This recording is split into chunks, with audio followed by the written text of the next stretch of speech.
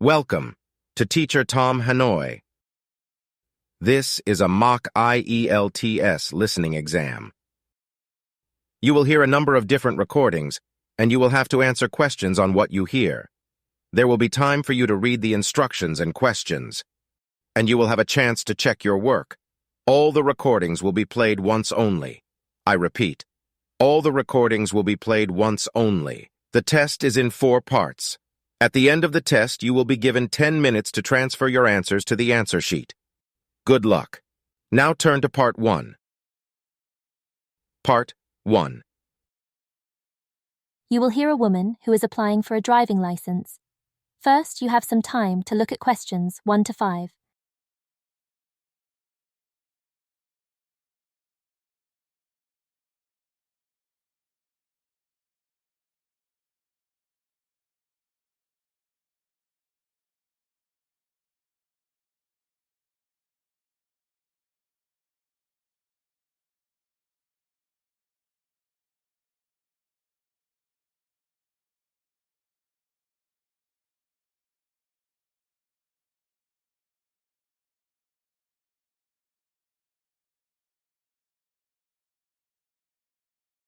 Now, listen carefully and answer questions 1 to 5. Good morning. Can I help you? I'd like to apply for a driving licence. Right. We'll just have to fill in this form. Uh-huh. First, could you tell me your full name? Yes, it's Teresa Collins. Right. And what type of vehicle would you like to drive? Oh, just a normal car. That's a Class C licence then. Have you ever held a driving licence in another country? Oh no, I'm too young. Anyway, I think I'd be too scared to drive in another country. Right. I'll just need to get some personal details from you. Could I have your date of birth, please? Yes, it's the 17th of March 1994. And what's your address? 28 River Street. That's spelt R-I-V-E-R. Is that right? Yes. And that's in Bentley, isn't it? Yes. OK. And your phone number? I'll give you my home number. It's 37018699. Right. And what form of ID do you have with you? Well, I've got a bank card. Here it is. Let's see. No, we need something with your photo on it, like a student card. I've got that with me. Here you are. Yeah, that's fine. Now, there's an application fee of $55. How would you like to pay? We take credit cards, but not cheques, I'm afraid. And we take cash, of course, if you have enough money with you. I do, actually. And I try not to use my credit card if I can avoid it. Here you are. Thank you. Before you hear the rest of the conversation, you have some time to look at questions 6 to 10.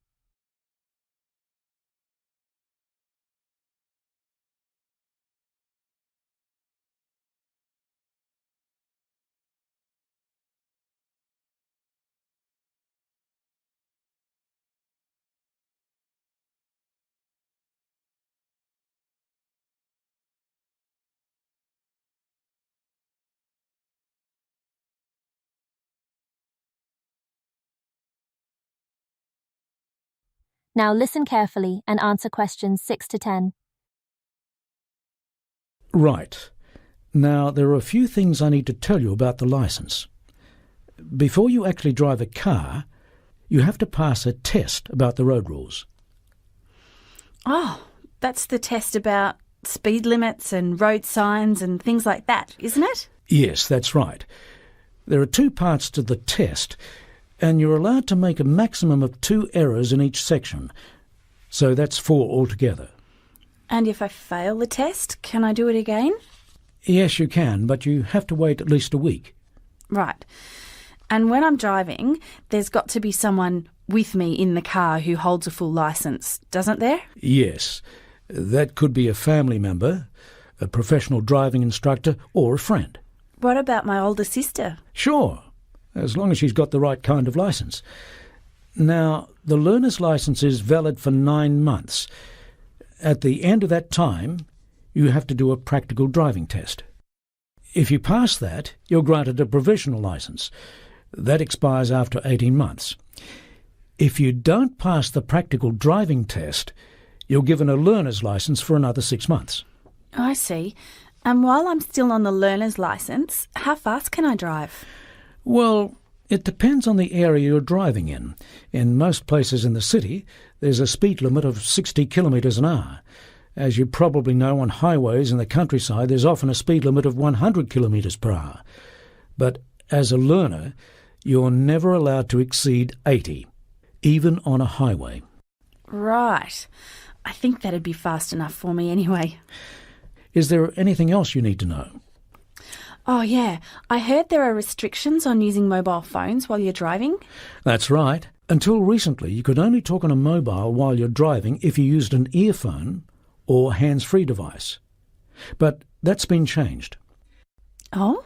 Yeah. Now you can't use mobiles at all while driving.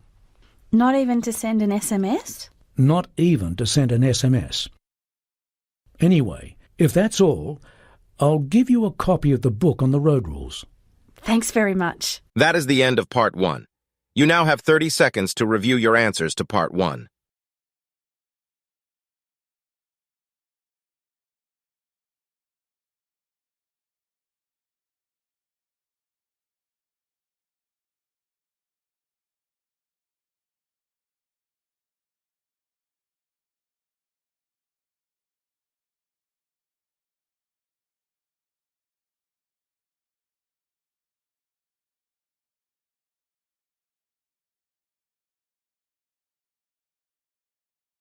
Now turn to Part 2.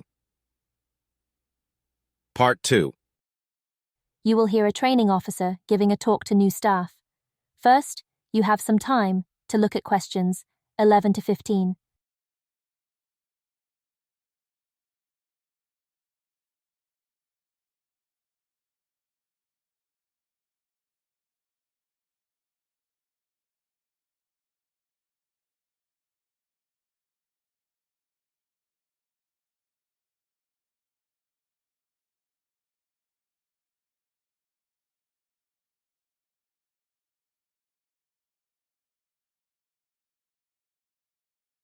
Now listen carefully and answer questions 11 to 15. Now, when you're working at the information desk in the arrivals section of the airport, one of the most common questions people ask is, what's the best way to get to their hotel or to a particular address once they leave the airport? The answer you give them depends on a number of factors, so I'm going to give you a few general tips to help you deal with these issues by taking the case of a typical destination for the average traveller. After a long flight, people are often tired and want to get to their final destination as soon as possible. You'd think that the quickest way would be to take a taxi, but because of traffic congestion, it turns out that it's usually better to take the train. Trains are cheaper than taxis, and taxis get caught in traffic jams, and they can't go through red lights. For some passengers, the most important consideration is to take a means of transport that is going to run according to schedule. Now, you would think that the train would be the best one for this. But as the airport train is operated by a private company, there have been a lot of problems integrating its running times with the publicly owned train network, and this has resulted in a lot of delays. Surveys on travelling to and from the airport have found that minibuses are the most dependable form of transport. There are other considerations too. If a person wants a comfortable ride with plenty of legroom after a long flight in a cramped seat, it'd be best for them to take one of the large air-conditioned buses. It's a new fleet with plenty of space for luggage, and on top of that, they're much cheaper than taxis. Some passengers are far more concerned about security. Of course, we can't guarantee that they won't be robbed or even cheated by a dishonest driver, so I think for them the best thing to do is to get someone who they know and trust to pick them up in their car. Finally, there's also the green traveller, who wants to cause the least possible pollution. Now, obviously, we can't tell them to walk because it's too far, particularly with heavy luggage. You might guess that public transport would be the cleanest way to travel, but it turns out that it's taxis, and that's because of the type of fuel they use. They're also, not surprisingly, the most popular choice of business people. Before you hear the rest of the talk, you have some time to look at questions 16 to 20.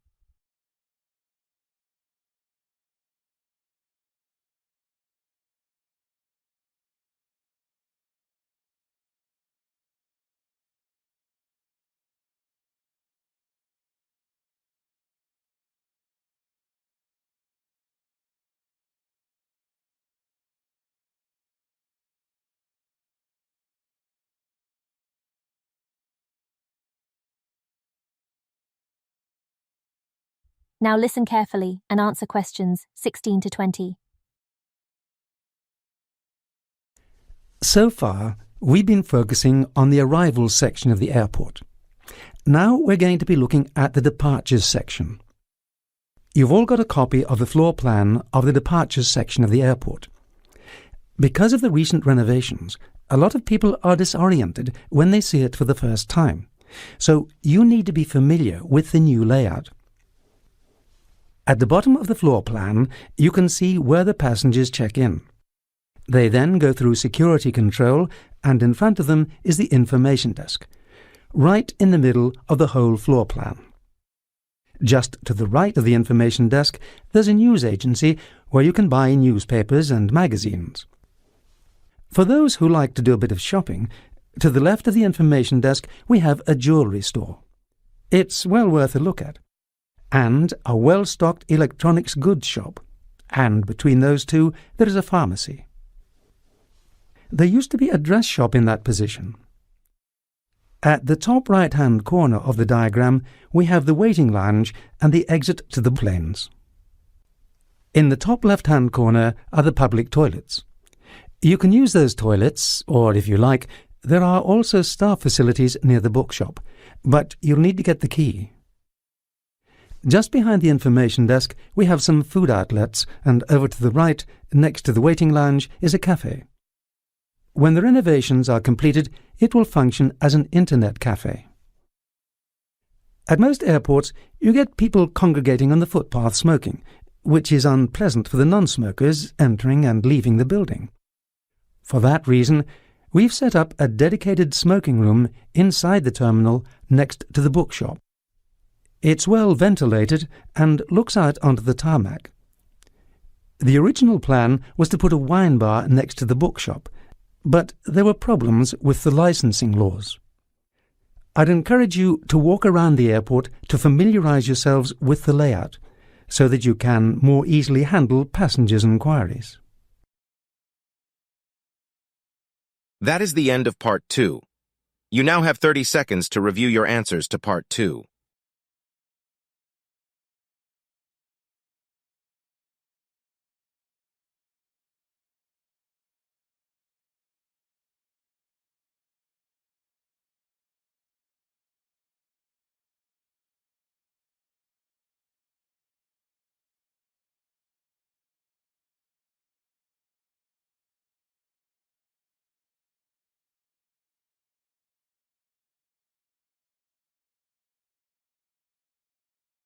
Now turn to Part 3.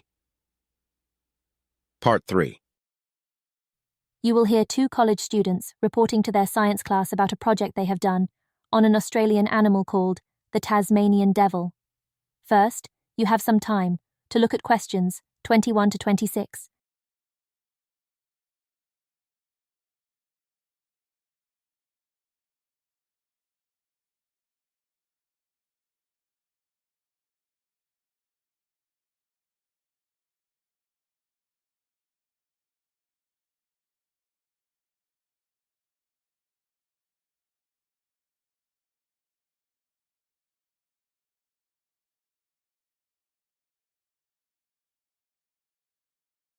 Now, listen carefully and answer questions 21 to 26. Hi everyone. For our assignment on a native animal, George and I chose that unusual Australian creature, the Tasmanian devil. Yeah. Actually, they don't deserve to be called devils, though they do have some strange habits. Anyway, as their name indicates, they're only found in the wild on the island of Tasmania. You can find them all over the island, including in the southwest rainforests and in coastal heath areas, but they're most commonly found in the forests where there's less rainfall in the eastern and northern parts of the island. In fact, they live any place where they can get shelter during the day and food at night. Some of you may have seen one in a zoo. They're about the size of a small dog and are covered with short, soft, black fur with white markings on some parts of their bodies. An adult male can weigh from 5 to 13 kilograms and a female from 4.5 to 9 kilograms. They've got a large head and neck with heavy limbs. They're called devils because of the terrible sounds they make at night. This has given them an undeserved reputation for being aggressive, whereas in fact they're fairly shy creatures. But this doesn't mean that they're tame or friendly enough to be pets. And like kangaroos, they carry their young in a pouch. They have babies only once a year, and then about 20 are born at one time, but at that stage they're only as big as a grain of rice. The babies have a race to the pouch because there are only 4 teats there, and the mothers rear an average of 3 young annually. The babies stay in the pouch for about 5 months. Then they're left in their nest or are carried on their mother's back when she goes out, and eventually they have to look after themselves at about 8 months. Then they in turn start breeding at the end of their 2nd year. And around 60% of them die in their first summer due to the tough competition for food. The ones that survive can live for up to 7 years, which means they don't live as long as the average domestic dog. No. And it's estimated that now there are between 100,000 and 150,000 of them altogether. They were almost wiped out by the early European settlers because they hated the devils eating their chickens, so the government paid people to kill Tasmanian devils. And most farmers still dislike them. Their numbers fell so drastically due to farmers poisoning them or shooting them that it was thought that they might have become extinct. Then a law was passed in 1941 to protect them, and since then their numbers have grown again.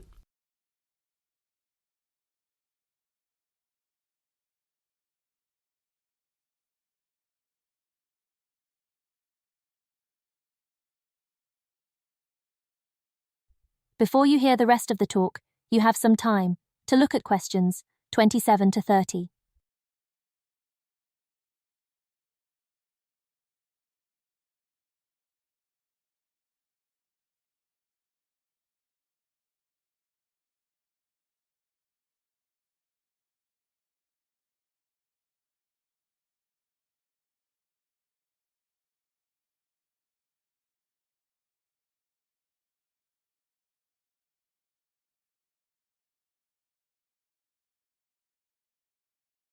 Now, listen carefully and answer questions 27 to 30.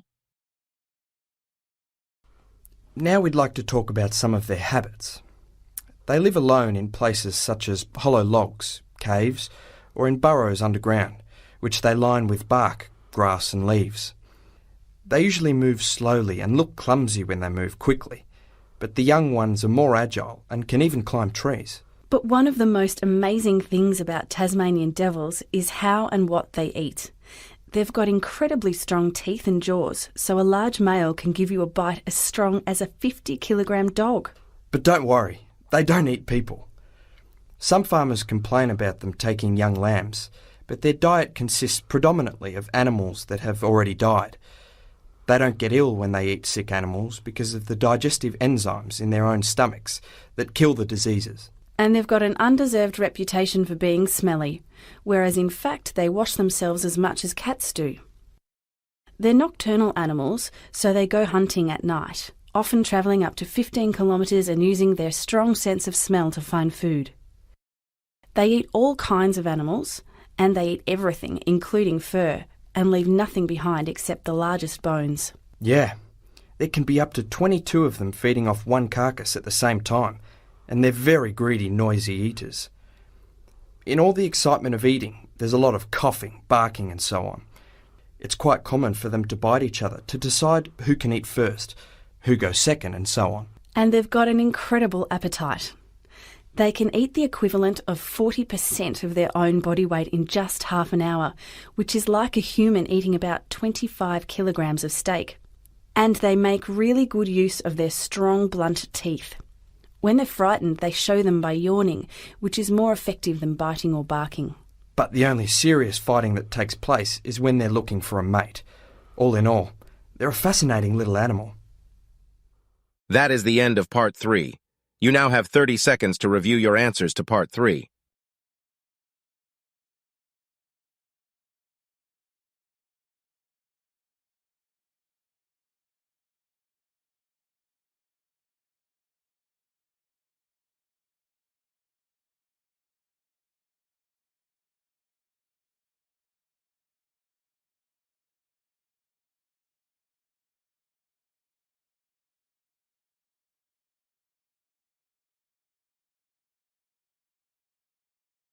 Now turn to Part 4.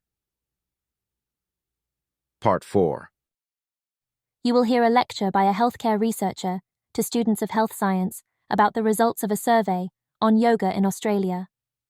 First, you have some time to look at questions 31 to 35.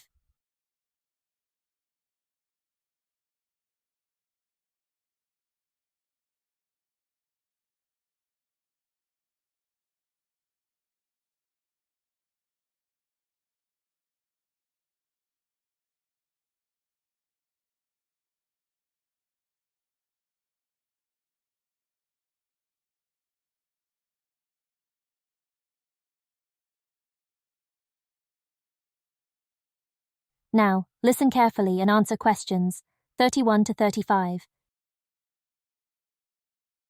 Good afternoon, everyone. In today's lecture, I'm going to present some of the findings of the largest and most comprehensive survey of yoga practice ever conducted in Australia. The objectives of this survey were to investigate the characteristics of people who practice yoga in this country, the styles and techniques of yoga that are practiced, how often people practice yoga, the reasons why they do yoga, and the perceived benefits of yoga practice. It is our hope that the findings of this survey will be of help to both teachers and students of yoga in this country and abroad, as well as to healthcare practitioners. Prior to our study, no nationwide research had been conducted into the topic. Our research team decided to do a web-based survey so that we would reach the maximum possible number of people all around the country, and also due to our funding limitations. The survey was promoted through yoga schools, the media, and by word of mouth. Eventually, almost 4,000 people responded to the survey, which took about 30 minutes to complete. About 1/3 of the people who filled in the survey were yoga teachers. The other 2/3 were yoga students. Overall, 85% of the respondents were women. Yoga means different things to different people, and reflecting its diversity, there are many types of yoga. Our survey found that it is males and younger people who are more attracted to some of the physically more demanding styles of yoga that have gained in popularity in the West over the past 2 decades, whereas older age groups went for more relaxing styles. Apart from providing exercise, yoga can also be a form of therapy, meditation, or a spiritual path. Government agencies have found that around 2% of the adult population practice yoga to a greater or lesser extent, with a much lower participation rate for people who have not yet turned 18. Both their research and our survey found that the age group with the highest participation rate in yoga classes is the 35 to 44-year-old group. There has been a slight decline recently in the popularity of yoga. However, This was in the context of a reduction in physical activities overall among the Australian population. A major reason for this trend is not the rise in the popularity of junk food, but because more and more people are playing computer games. Before you hear the rest of the lecture, you have some time to look at questions 36 to 40.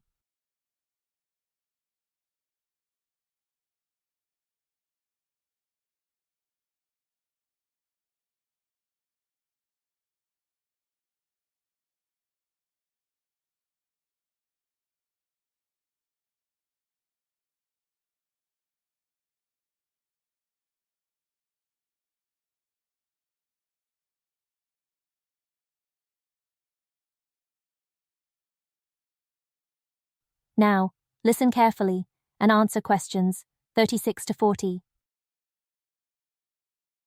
56% of the yoga students who responded to our survey attend class once or twice a week. In contrast, and not surprisingly, the same percentage of the yoga teachers in our survey said they taught or practiced yoga between 5 and 7 times per week. Most people initially take up yoga to improve their health and fitness, with an emphasis on flexibility and strength, but also in order to reduce stress or as a treatment for a physical problem, particularly for a bad back. Many of the respondents to our survey stated that their reasons for doing yoga changed after they started doing regular practice, with more than half claiming that they keep at it for their personal development, which could be interpreted in a variety of ways. Although overall yoga promotes physical and mental health, it can cause damage if not done properly, and care needs to be taken with inverted postures such as the headstand and shoulder stand, as well as with the lotus position, which is the cross-legged position that is commonly associated with yoga and meditation. A common admission in the survey among those who had sustained injuries was that they had pushed themselves too hard. Far less frequently, teachers were said to have caused injuries by pushing students too hard. A large number of our survey respondents reported that they work in healthcare occupations, and for most of the yoga teachers, teaching yoga is not their only source of income. Among the students, the most common healthcare occupation is nursing, whereas among teachers, the largest group worked as massage therapists. Many also worked as nurses, psychologists, and practitioners of alternative medicine. In the survey, we also looked at incomes. We didn't ask for individual incomes, but household incomes. That is, the total income of all the people that survey respondents lived with. We found that around 3/4 of the students and 60% of the teachers have a household income above $50,000 per year, whereas just 9% of the students are on an annual household income below $30,000. 1 in 5 of the teachers belong to this group. It would seem that being a yoga teacher is not a path to riches. Yoga itself isn't that expensive, with the average person spending just under $100 a month on yoga practice and accessories. Overall, yoga was found to have a positive impact on people's lives, with a clear majority concluding that their physical, mental and emotional health, as well as their relationships, were better or much better than before they started doing yoga. That is the end of Part 4. You now have 30 seconds to review your answers to Part 4.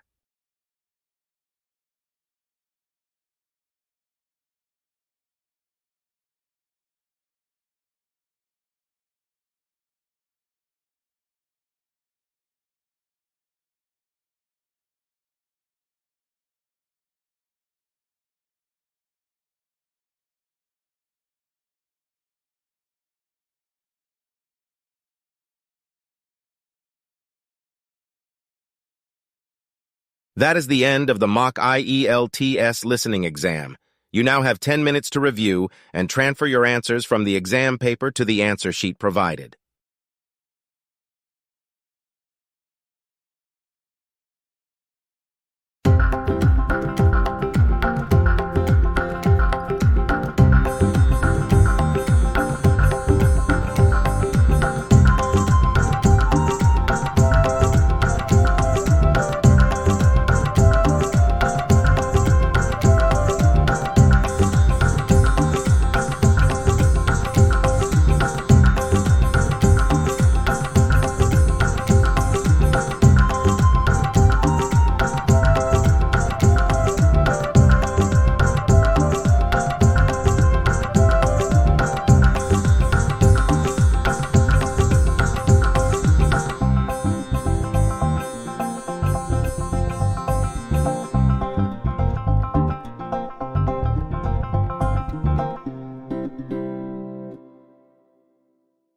Thank you for your attention. Let us know in the comments what score you got. Also, please like and subscribe for more mock IELTS exams. Thank you, and see you in the next video.